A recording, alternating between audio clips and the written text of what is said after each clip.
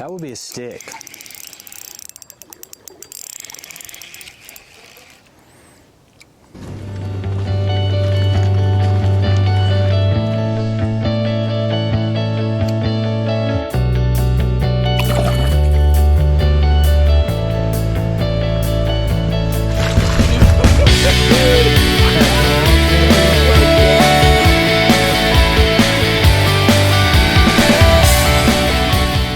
Jig fish on low water, I'm always going to use 2-pound test, and I'm also going to tie on a 2-pound fluorocarbon leader, and I'm going to show you how to do that real quick. And this 2-pound fluorocarbon leader really helps to make the line disappear because you're fishing it a whole lot slower. Those fish have a lot more time to sit and look at that bait, whereas in higher water, you know, you're drifting 3, sometimes even 4 miles an hour, and you're fishing in water that's 10 feet deep and just rolling. So they really don't have a lot of time to look at it. So you can get away with some heavier line and even not using fluorocarbon. But what I'm about to be fishing, they haven't generated in about 2 days. I'm on the little red, and you know, we've got these moss beds, and so I'm gonna fish with 2-pound test trout magnet line, and then I'm gonna use a fluorocarbon leader too. And it's gonna make a difference. Now, if I do hook into something a little bit bigger, obviously I'm going to play them a little bit longer. But overall, downsizing to that 2-pound Phantom fluorocarbon leader is what you got to do. You know, it really comes down to, would you rather get the bites and maybe have a fish break off, or would you rather just be fishing and see them dart at it and never really catch them? You know. All right, so this is how I'm going to do it. Got my line, this is my main line, and my fluorocarbon leader, and I'm just going to tie on about 18 to 24 inches. So I take my two, put them together, and I'm pinching them together with my left hand, and then I pull them up so that the two are stuck together. Then I'm going to go around and then in and out of that loop 1, 2, 3 times. Then I'm going to pull it tight. Sometimes I like to wet it before I cinch it. Then I double check it. That's driving me nuts. And I double check it, make sure we're good, and then I trim that tag end off.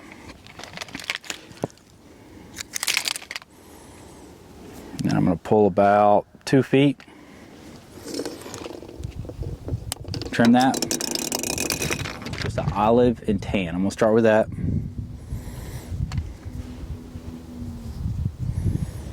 And I just tie a typical clinch knot.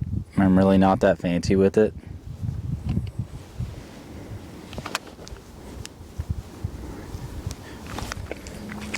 Seven or 8 times around, and back through the loop. Wet it again, and always check it. Make sure it holds. Trim the tag. And another thing I'm going to do is technically right now I'm in a catch and release area, and if you're in a catch and release area, you need to mash your barb down. So right now, I don't know if you can see it or not. Maybe it'll focus on it, but there's a bit of a barb. Before this thing ever hits the water, I'm mashing that down.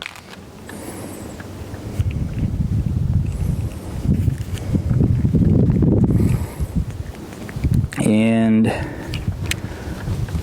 this is how you can test if you're actually barbless. This should work all the way across the country.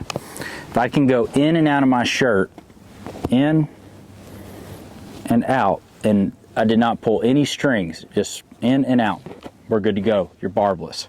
So if you ever want to check after you've mashed your barb down, that's the way you check it. Into the water. Now let's catch one. So as I'm fishing the 16th D2 jig, and the water's real low, I'm just gonna key in on these moss beds. So I cast near moss bed, I'm gonna let it sink, a little pop, let it sink. And it'll also help if I put my polarized glasses on. Yeah, that helps. Ooh, they're in trouble now. And if I can see it, I'm just watching that jig sink. Little twitches. If I see a fish dart out after it, I don't panic. Again, you don't panic, and I panicked. Just saw, he wasn't big, but still, man, that got me all amped up. He just swiped at it. It was like a little football just came out and whoosh. He missed it though. That's sad. I really wanted to hang out with him. So out towards the moss bed, we're sinking, little pops, little twitches.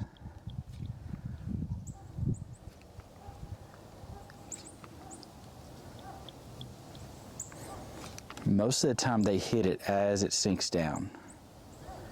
So notice as I get closer to the boat, I'm slowing it down even more because I can see it now.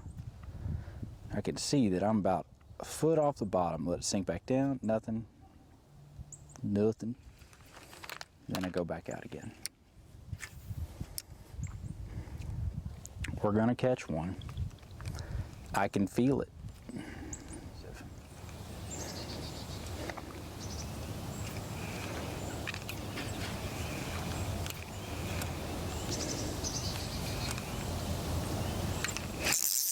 Here's a fish.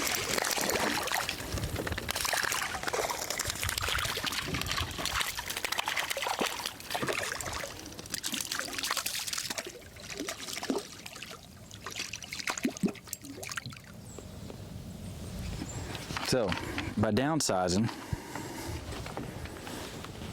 we're on the board. Pops right out, back in the water.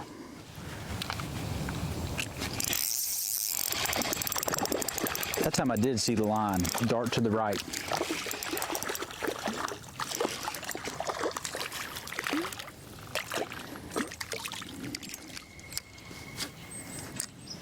So that fish did hit it on the fall. Hit it as it was sinking down. I was watching my line, it just started moving to the right.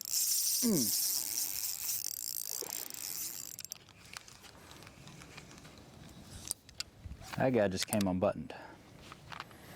Now that one, I did a little twitch, felt some resistance, and then came back with a full hook set. That's probably why I didn't get that fish all the way in, is when I felt that resistance, instead of following through, I lowered it back down, kind of doubted myself. Oh, I just saw him.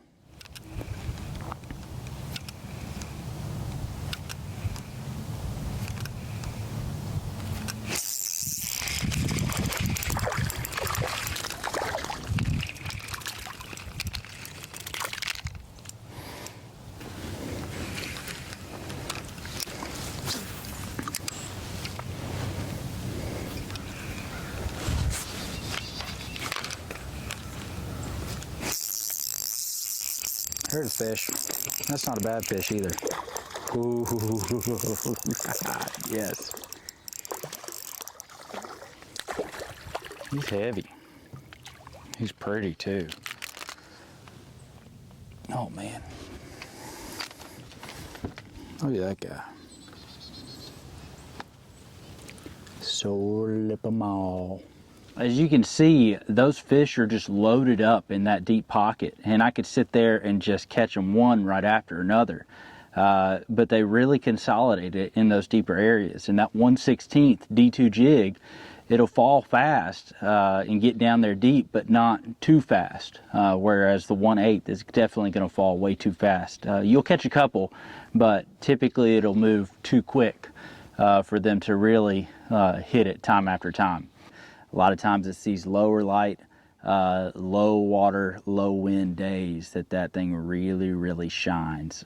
So I'm basically just throwing it out there in that deep water. I saw a fish rise out there, and I just threw it out, let it sink, and let it get down to the depth that I think that those fish are. All right, so I just fished through that area with the jig, and I caught some fish, but then the bite kind of slowed down. So now I'm going to switch back to the Trout Magnet on the float. Can you see that? I'm gonna use the float and I'm gonna fish deep. I mean really deep. I've got my depth finder in the back of the boat and it says it's almost 10-11 feet deep. I've been waiting for a trout to bite, to come and eat the bait. Not bait, but a trout magnet.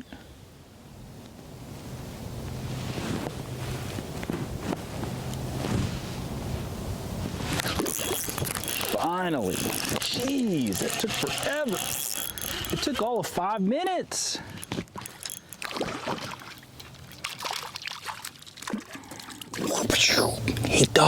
He thought this was food. He thought it was food. We tricked him.